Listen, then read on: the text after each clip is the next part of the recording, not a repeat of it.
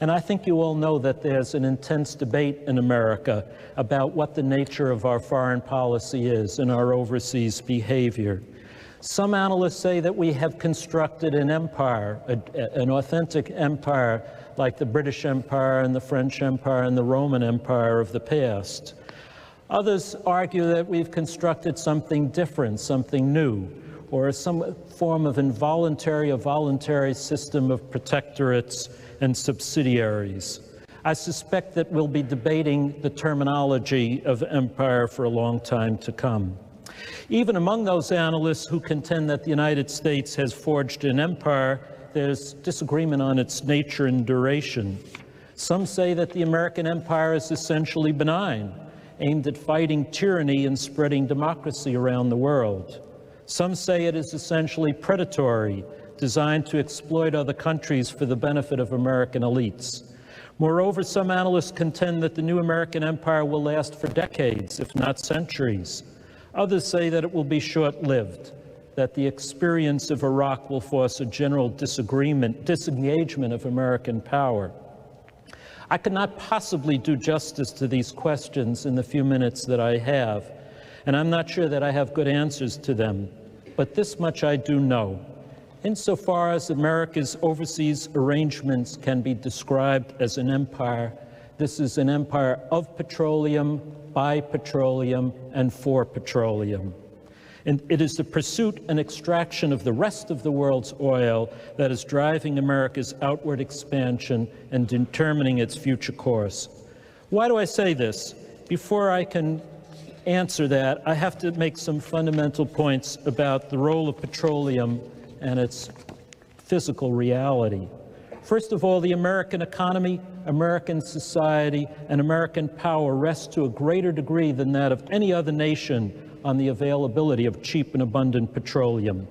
I don't have time to go into this in detail. You may want to consult Daniel Yergin's magisterial study, The Prize. But ever since the discovery of oil in Titusville, Pennsylvania in 1859, and the formation shortly thereafter of the Standard Oil Company by John D. Rockefeller, oil extraction has been the most dynamic and arguably the most important force in the American economy. The development of a mammoth petroleum industry in this country made possible the development of the internal combustion engine and then the automobile industry, the highway industry, the petrochemical and plastics industry, the tourist industry, airlines, modernized agribusiness, and most of all, the suburbanization of America. It is not surprising, then, that the ups and downs of the American economy have been largely driven by the availability and price of petroleum. When oil is abundant and cheap, the economy thrives. When it is scarce and expensive, as it is now, the economy cools and contracts. Every major recession since World War II has been precipitated by a rise in oil prices. And if prices continue to rise as they are now, we could well see a collapse of the current economic recovery. But this is not all. American military power rests entirely on the foundation of oil. The U.S. military, more than that of any other country, is a mechanized military, and virtually every combat system in that force, every tank, every Humvee, every plane, every helicopter, every missile, and virtually every ship is powered by petroleum. The United States could not deploy its forces to distant parts of the globe like Iraq and Afghanistan and keep them there, or rain down death on its adversaries if it did not possess an abundant and a reliable supply of oil. And American leaders, going back to Franklin Roosevelt, have understood this. So petroleum is essential to the American economy. And because the United States was blessed with a substantial supply of domestic oil and was able to exploit this oil in an efficient manner, the American economy has thrived over the past 100 years. For most of this time, the United States was the world's #1 oil producer, the Saudi Arabia of the first petroleum age. This oil bonanza, I argue, is the principal reason for America's economic dynamism over this long period. But America was not blessed with the world's largest petroleum inheritance. just the first to be exploited on a very large scale. And petroleum is a finite resource. There's only so much in any given reservoir, and after a certain point, you use it all up. This is as much true of a single field as it is of a country's entire underground supply. The United States was the first country to exploit its oil resources on a large scale, and so not surprisingly, it was the first to face the depletion of those resources. We reached the point of maximum domestic output in 1971 and have been experiencing declining yields ever since. But having organized our entire economy around the massive consumption of petroleum, we have been unwilling to alter our consumption behavior. Although we are no longer the world's #1 producer, we're its #1 consumer, and we continue to consume petroleum as if we were the leading producer. And so, since 1971, to satisfy our oil habit, we've had to acquire more and more oil from abroad. We reached the 50% point of dependence on foreign supplies in 1998. It's now 55%. It'll reach 60% by the end of this decade, and then 65 to 70% in 2020. And there's no amount of oil in Anwar that will change that trend one bit.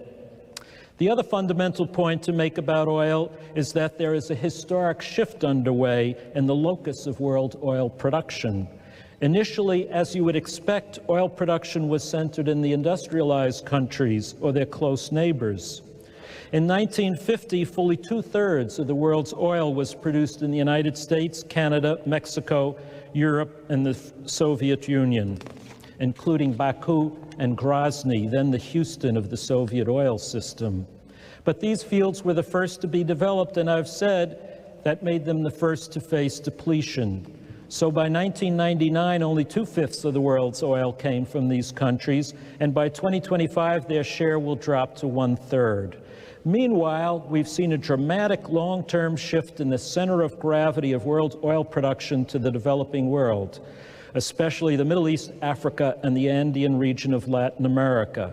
These countries accounted for only 1/3 of world oil supplies in 1950, but will account for 2/3 in 2025. I know that some of you are familiar with the phenomenon of peak petroleum, or the gradual depletion of the world's oil. This is an important phenomenon, but from a geopolitical perspective, it is the shift in the locus of oil output that really matters to us, from the global north to the global south. The more we look into the future, whatever the day-to-day level of oil, the greater the amount of it that will be coming from the developing world, and often from unstable or deeply unfriendly countries. These countries have all been subjected to colonial domination in the past: Nigeria, Angola, Colombia, Venezuela, Iran, Iraq, Saudi Arabia, Kuwait, Afghanistan, Azerbaijan, and Kazakhstan. And for the most part, their publics harbor deep, deep resentment towards any expression of colonialism. And oil, the pursuit of oil by American companies, is seen by them as the modern incarnation of the imperial empires. So it is the intersection of these two factors, America's growing dependence on imported petroleum and the growing shift in world oil output to unstable areas of the developing world, that provides the impetus, the engine of American imperial expansion. Ironically, the first American leader to recognize this fundamental reality and give it concrete form was that great defender of democracy, Franklin Delano Roosevelt. It makes me very sad to say this, because I admired Roosevelt and think he did many wonderful things, but I'm distressed to learn of his role in this. There's no doubt that he's the one who laid the foundation for the modern American empire. Recognizing that the United States would become reliant on imported petroleum and concluding that the most important new source of oil would be the Middle East, Roosevelt decided to establish a protectorate over the most important new supplier, the Kingdom of Saudi Arabia. Now, bear in mind that in 1943, the United States didn't even have diplomatic relations with the kingdom. But when U.S. geologists told FDR that the kingdom possessed the world's largest supply of untapped petroleum, he determined to place that oil under American dominion. And so in February 1945, as World War II was drawing to a close, he traveled to the Middle East and met with King Abdulaziz ibn Saud, the founder of the modern Saudi dynasty. You have to imagine the scene: the President of the United States and the acknowledged leader of the free world sitting next to a medieval potentate accompanied by astrologers and slaves. Together, the two leaders agreed that the United States would form a protectorate over the Kingdom of Saudi Arabia, promising to defend the king and his male heirs in perpetuity in return for privileged access to Saudi Arabian oil. This arrangement formed the cornerstone of U.S. imperial power in the Persian Gulf and continues to govern U.S. policy in the region. To protect the royal family in Saudi oil fields, the United States sent military advisors to the kingdom, established military bases there, deployed a naval fleet, and provided with the most sophisticated weapons.